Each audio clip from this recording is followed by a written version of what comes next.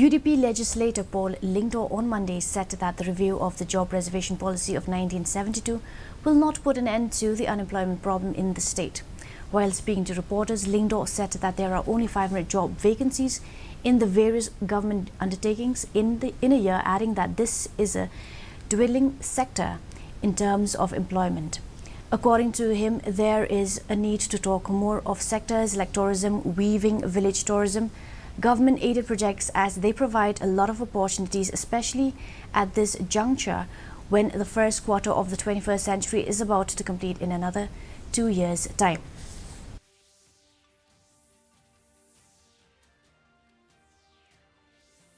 We should talk more about sectors like tourism, weaving,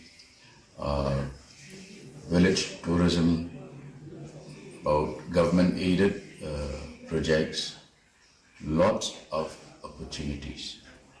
So I feel that our sense of priorities is very wrong.